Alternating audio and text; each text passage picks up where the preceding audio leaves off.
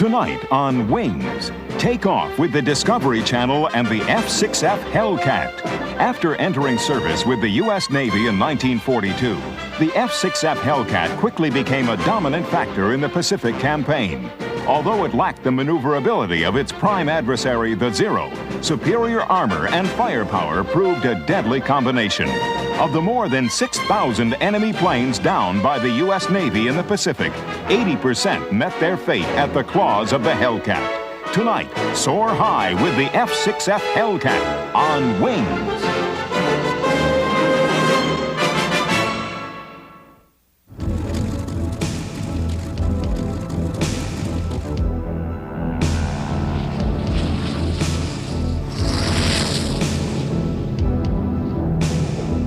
During the course of the Second World War, the U.S. Army Air Force produced several successful fighter aircraft that have become legends. The P-47 Thunderbolt, P-38 Lightning, and the P-51 Mustang stand out. Yet none of these famous planes ever achieved anything like the kill ratio of the solidly built, almost rotund aircraft that went by the name of the F6F Hellcat. The model was developed almost as an afterthought and rushed into production by its manufacturer Grumman. It was to average 19 enemy aircraft down for every one of its kind lost in combat. On these figures alone, the Hellcat must be judged one of the significant success stories of World War II aviation. It was, in addition, extremely effective as a battlefield and maritime attack bomber. Its all-around performance was a bonus to the war effort of immeasurable value.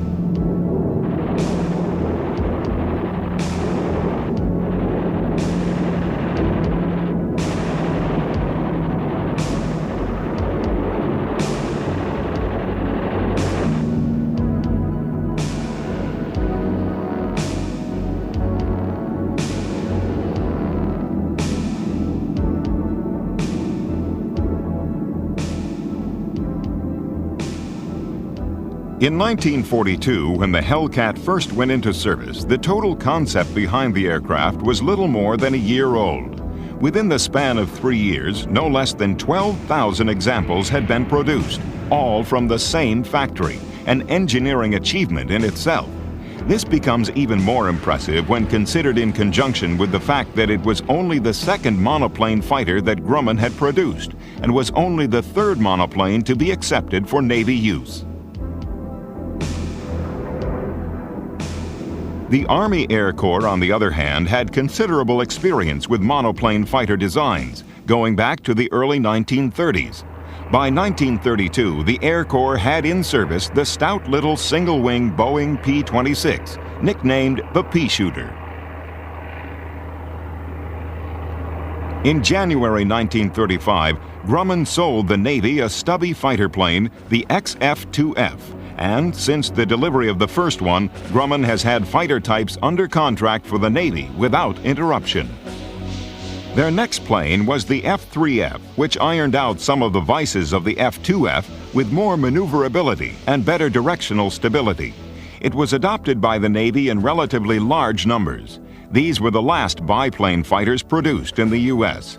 The drag problems of the strut bracing of biplane wings so hampered speed that it was evident that they would be replaced by monoplanes, despite the twin problems for the Navy of the higher landing speeds of the single-wing fighters and the problem of stowage of their larger shapes within the confines of the fighting ships.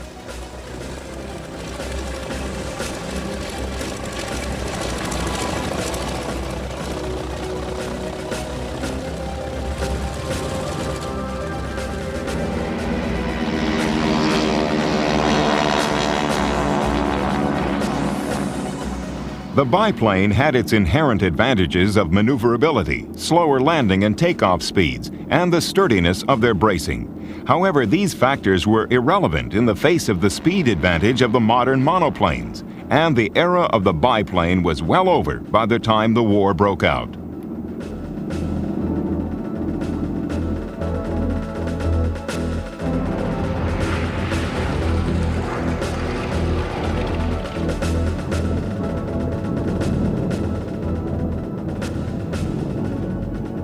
By the late 1930s, even U.S. bombers had long been monoplanes, whose sleek designs gave them greater speed than the Navy's biplane fighters.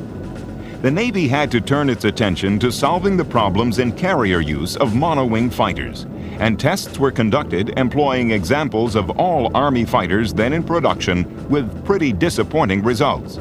It was a case of building new planes for practical carrier deployment.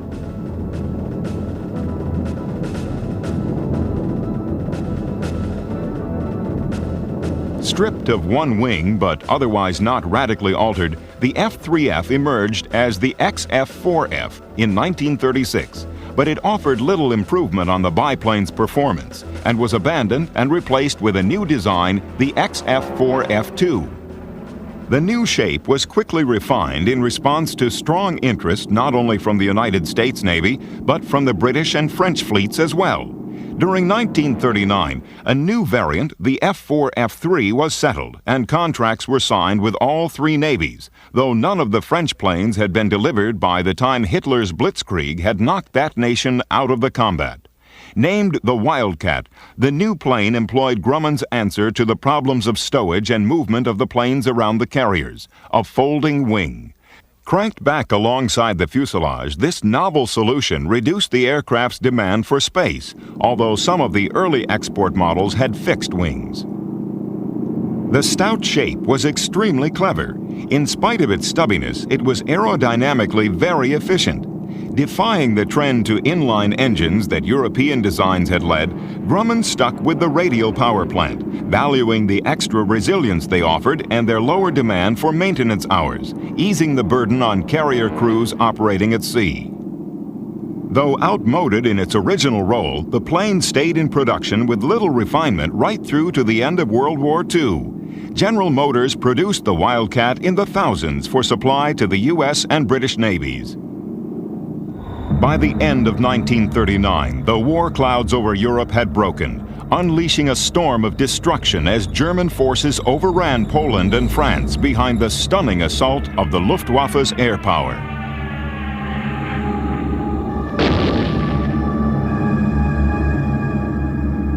The British Navy's F4Fs, under their designation the Martlet, were actually credited with the first kill of World War II by a U.S.-built airplane when two British-flown Martlets identified and intercepted a Junkers 88 medium bomber over the United Kingdom.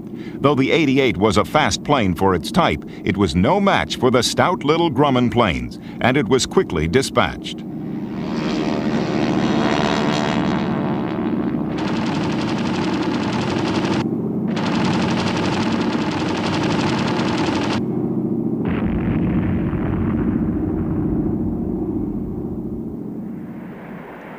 The Fleet Air Arm normally flew its Martlets from aircraft carriers in the role they had been designed for, as the war progressed and the Royal Navy found itself involved in the vicious attrition of the Atlantic campaign. Trying to protect the convoys and keep the sea lanes open, the F4Fs were employed in that cold and bleak environment. They provided invaluable service, often working from small carriers with very limited flight decks, an ability that ensured their continued service in the years to come. Back in Bethpage, Grumman was well aware that the Wildcat was limited and that the Navy would need a larger, more powerful fighter. Leroy Grumman, the company's president and chief engineer, had been involved in discussion with the Navy to determine their longer-term need for a more advanced plane. Within the Grumman philosophy, build it strong and build it simple, the engineers hammered out a new design to improve on the Wildcat. To provide any marked improvement resulted in a completely new plane being developed.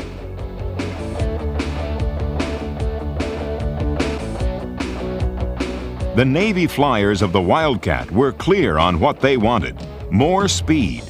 To provide this meant the use of a more powerful engine, and this meant that the entire structure had to be strengthened. The new plane would be 3,000 pounds, or over 60% heavier than the Wildcat. The previous undercarriage would have been totally inadequate, and in designing a totally new system, the engineers also repositioned it beneath the wings, creating a wider track and making the plane more forgiving in carrier landings. It was Japanese carrier forces that would bring America into the war.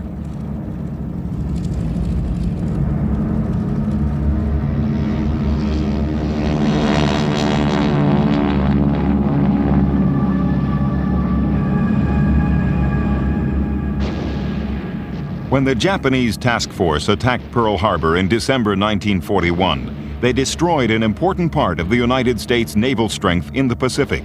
But the American carrier force was not in port at the time and was preserved. In the subsequent battles of the Coral Sea and Midway, these ships were critical, since the outcome of those battles effectively closed the phase of Japanese expansion. During both of these campaigns, the only fighter aircraft available to the U.S. Navy was the F4F, and although they gave valuable service, they were hard-pressed. The Wildcat was the slowest of all U.S. wartime fighters, yet they were fairly successful. Their generous wing loading gave them better maneuverability and climb rate than some of their faster contemporaries, and with a pragmatic reliance on well-conceived tactics, they more than held their own against the Japanese carrier planes in the battles. The ferocity of the naval aerial war against Japanese opponents who fought with tenacity and bravery is now legend. The Wildcats' hard-fought victories against the Japanese Zeros were a major credit to them.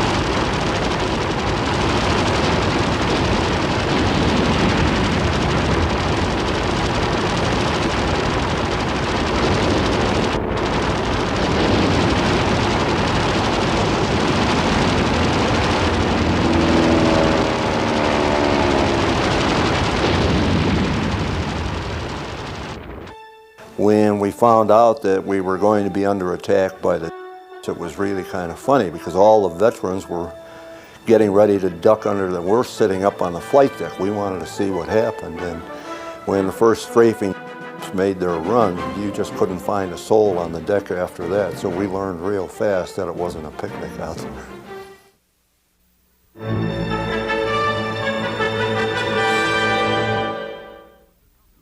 The Mitsubishi Zero was another legend of World War II. Extremely light at the expense of armor plating, it had been designed with three criteria. Most importance had been given to maneuverability, followed by long range and the requirement that the plane have a speed that was at least competitive with other nations' fighters. Though it could best any Allied plane in a dogfight, its very simplicity and lightness made it vulnerable to an enemy who refused to play to its strengths. It lacked a heavy punch with its guns and the ruggedness to absorb hits itself. Because of its competitive edge, special tactics were employed against it to allow the Wildcat to cope, but clearly a faster, more heavily armed aircraft was needed to subdue the Zeros once and for all. Such a plane was already on the drawing board. The Vought F4U Corsair. This powerful fighter with its distinctive gull wing had been under development for some time and was intended for use on the new Essex-class carriers, which were big enough to provide large fighters with sufficient runway to take off and land. But with the U.S. in the war and with the Corsair still needing refinement, the Navy had to look for another alternative to provide the more powerful fighter that was needed to replace the Wildcat. Meanwhile, Grumman's new concept was gathering momentum. Designated the XF6F, the top-secret project was being presented to the Navy as an aircraft that could go into production very quickly once the go-ahead had been given.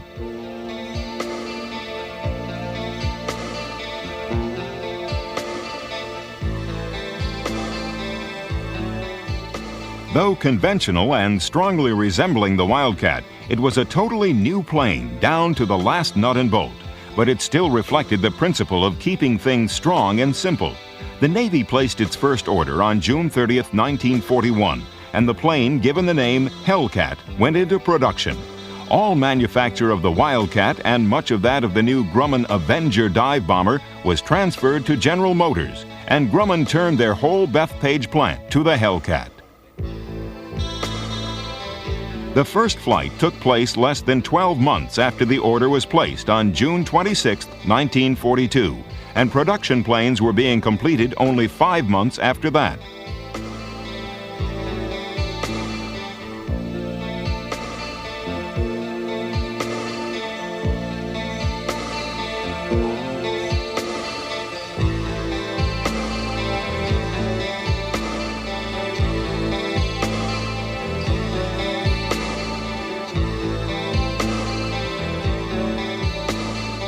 A feature that the Hellcat shared with its smaller stablemate, the F4F, was its folding wings, as the innovation had proved itself a real success and there was no point in changing it. A sturdy strut undercarriage, totally new on a Grumman plane, had been adopted to deal with the heavy load of the new fighter. The great bulk of the stubby design was to be propelled by the 2,000 horsepower Pratt & Whitney R2800 double wasp engine. Both the engine and the undercarriage were only slightly modified as the plane evolved. You can get some idea of the size of the aircraft as crew climb aboard it. Its bulk would demand too much for the small escort carriers, so these would remain the domain of the Wildcat with its short takeoff requirements.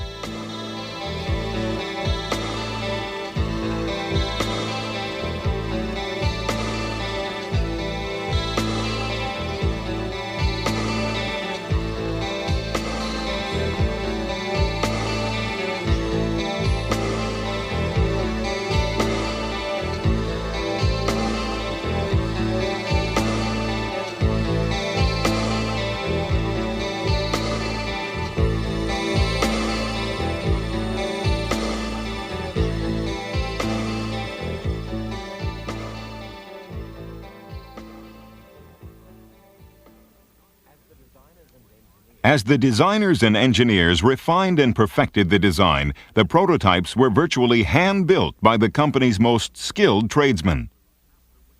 Here, ground crew tapped the wing with a mallet to see if any hand tools had been left inside during the wing's construction. After it was sealed, a wrench caught between gears or pulleys could destroy the entire project before it got off the ground.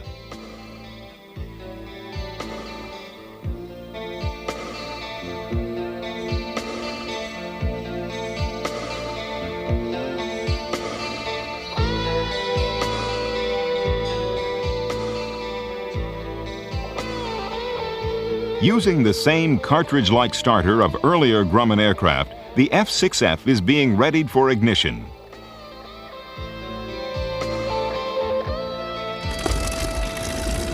With the successful firing of the engine, the pilot directs the ground crew to remove the chocks, and the Hellcat is ready to take off.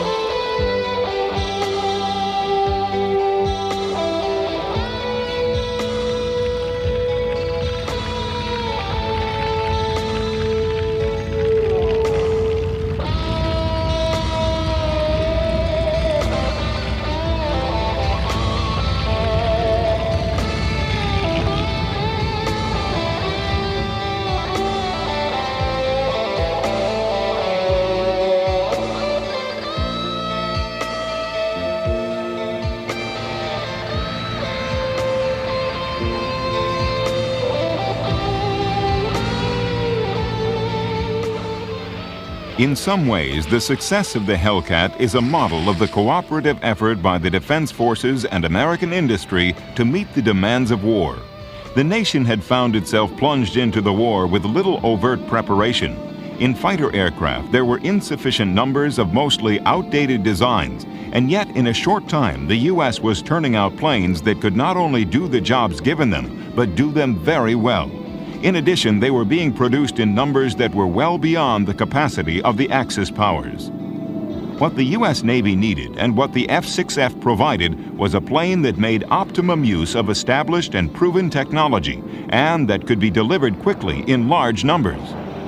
The engineering might of North American industry was brought to bear as a potent military advantage for the Allies. While Nazi designers were working with new, still largely theoretical technology in developing jet and rocket-powered planes to regain their previous advantage, their existing arsenal was confronted by overwhelming numbers of excellent conventional aircraft.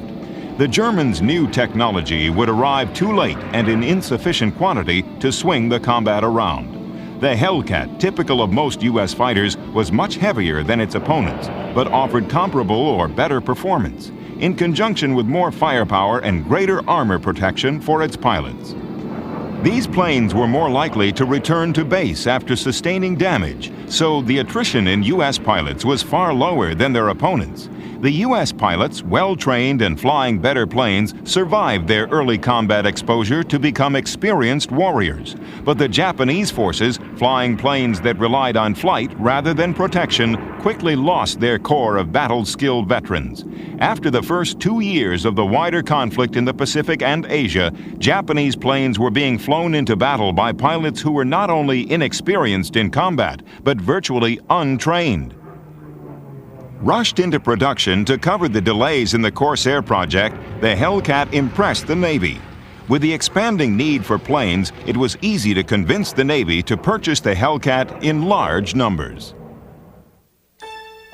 It was a very maneuverable airplane. It did aerobatics. It did everything that was demanded of it.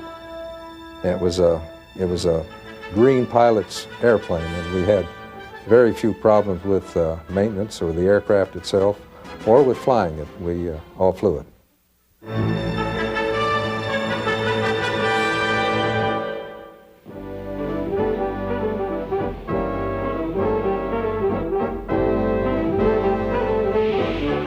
The nation went to war in the armaments factory as it did on the battlefield.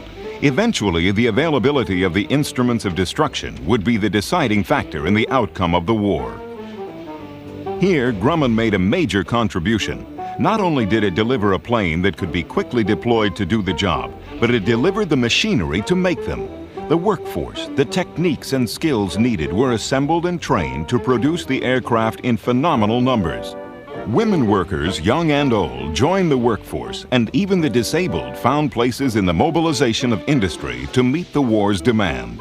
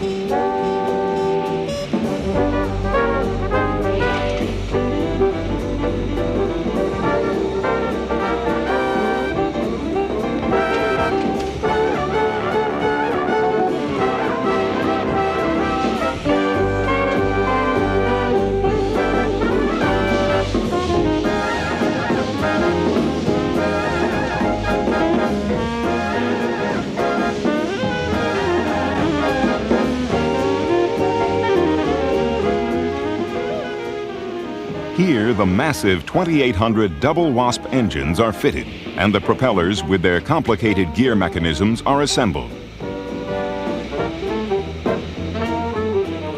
The major sub-assemblies, prepared in their own sections of the plant, are brought together in the final assembly area to make up the plane.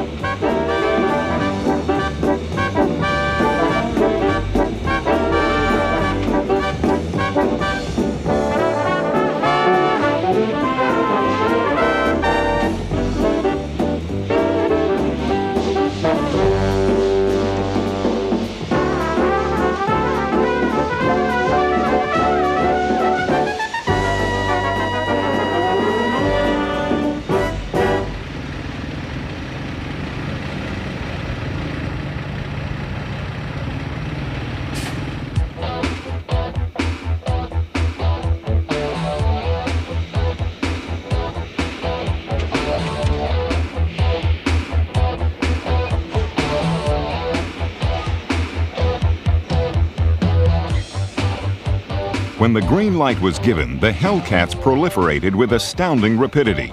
Never before or since has the aviation industry seen so many of any type of aircraft sourced from one single plant anywhere in the world. Yet within 3 short years of the delivery of the first Hellcat, the production line had ceased to be. During the Hellcat's entire production run, over 12,000 aircraft were manufactured. Remarkably, in that figure, there were only 2 major subtypes, and these were so close externally that it's hard to pick the difference. The Model 3 can be identified by the extra window behind the cockpit, which was deleted as being of little value. The F6F5 was given more power through water injection for the engine, and also had various other, mostly minor changes made, notably bomb mounts under the wings.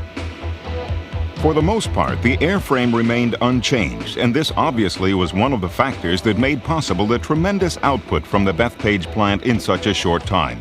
But the most important reason for this was the superb organization of the factory, a model of quality mass production.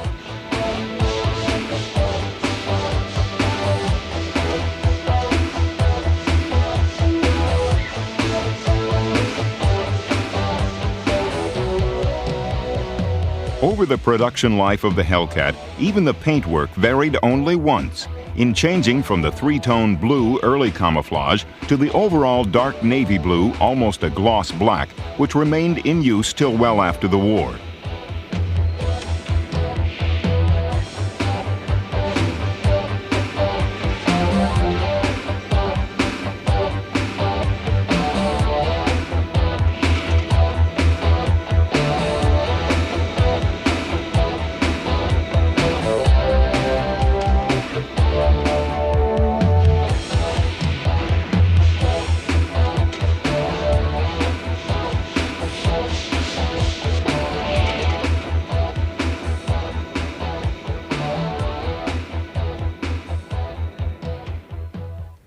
Here, a finished Hellcat leaves the paint shop, fully inspected by Grumman's ground personnel.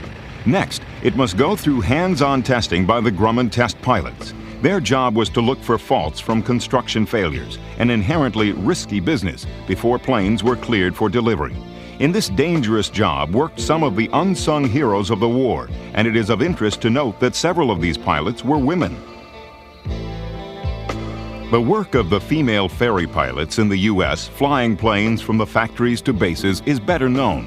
But these company pilots, flight testing Hellcats, like the women on the factory floor building the planes or those in the control tower, made a major contribution to the war effort, and their particular courage and dedication deserves note. In this case, the product of their labor, the F6F, was, as far as the Pacific Theater was concerned, the key to victory.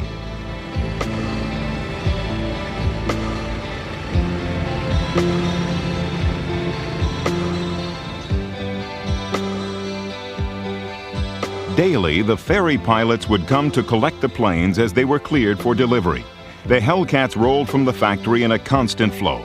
This mammoth industrial activity, reflected in hundreds of other plants around the country, was to create the situation where by war's end, the United States industrial output had soared to be larger than that of all the other combatants combined.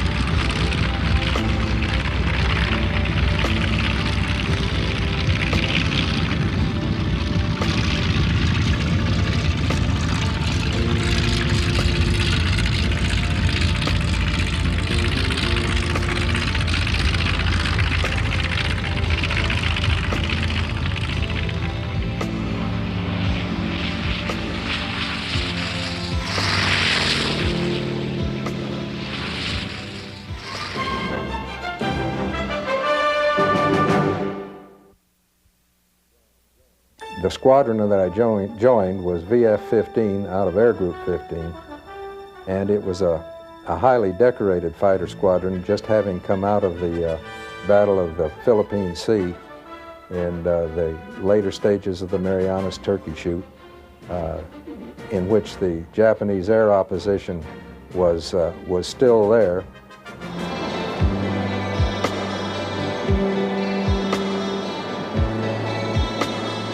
Although a few Hellcats operated from land bases in the Pacific, most, like the Wildcats, were deployed to carriers. Navy and Marine F6Fs crewed the larger carriers like the Essex class as rapidly as they could be produced.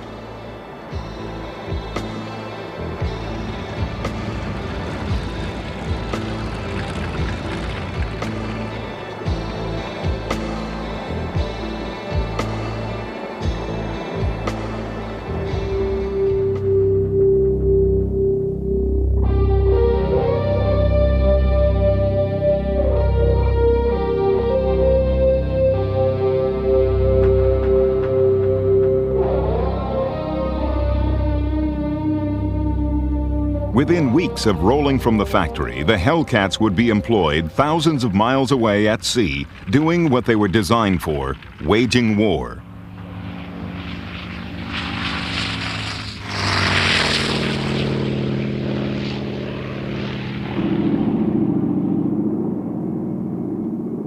The limitations of carrier space dictate a need for Navy planes to be capable of varied missions, since accommodating specific types for different roles is obviously inefficient. So, where a tactical attack capacity may be desired for the Army, it is essential in a naval fighter.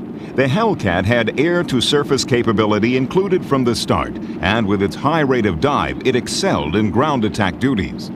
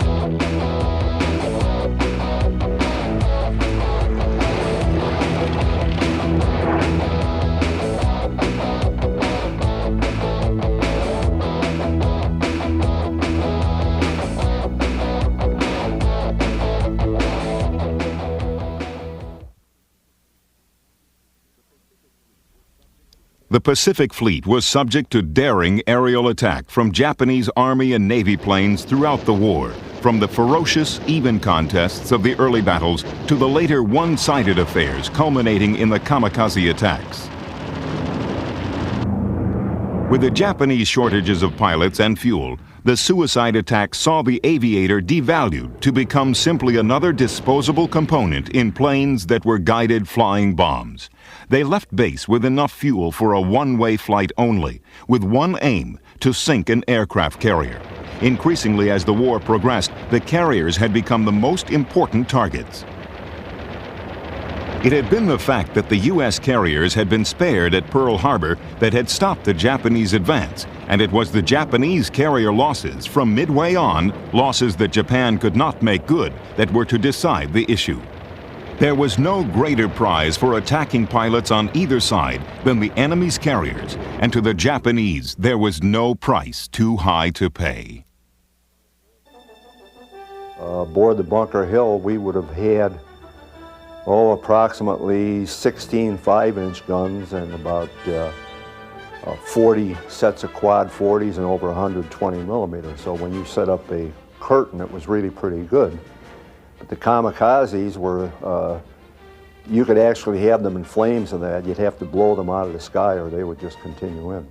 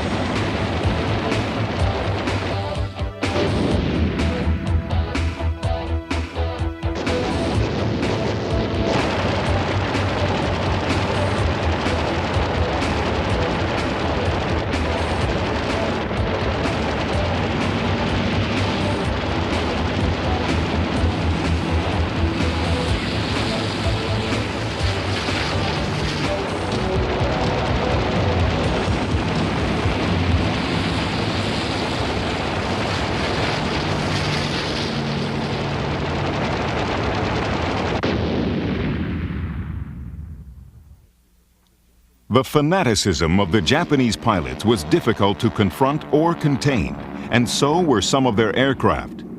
Japan's deadly tool, the Zero, had reigned supreme in the early part of the war, and in fact, none of the Allies ever really had a plane in service that could outfly it. The next generation of Grumman planes, the Bearcat, possibly would have been able to match the Zero in a dogfight, but it was not deployed before the war's end.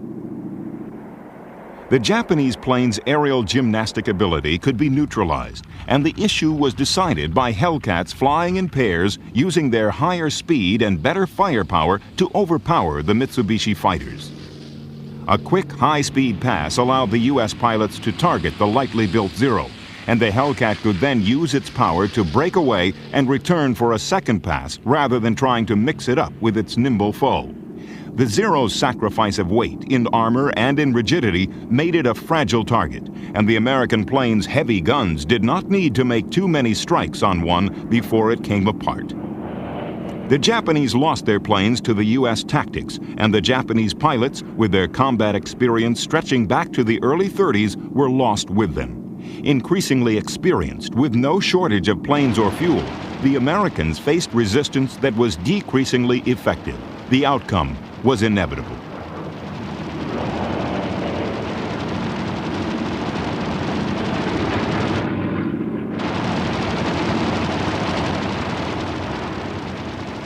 By 1945, U.S. carriers, now flying Corsairs as well as Hellcats, surrounded the Japanese islands. Had it not been for the atomic blasts, doubtless the Navy's air power and LeMay's long-range bombers would have prepared the way for invasion.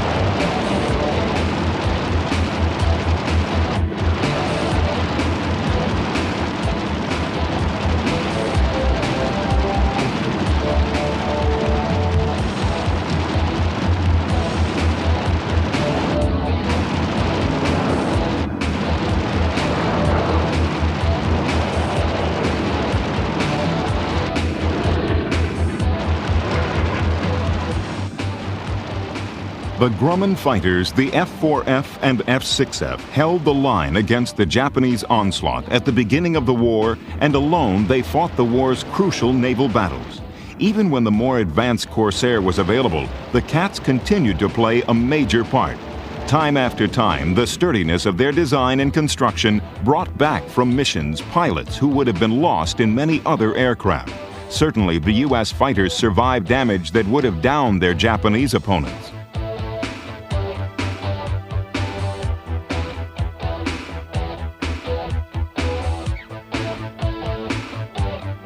The survival of U.S. pilots till they became experienced in combat was very important.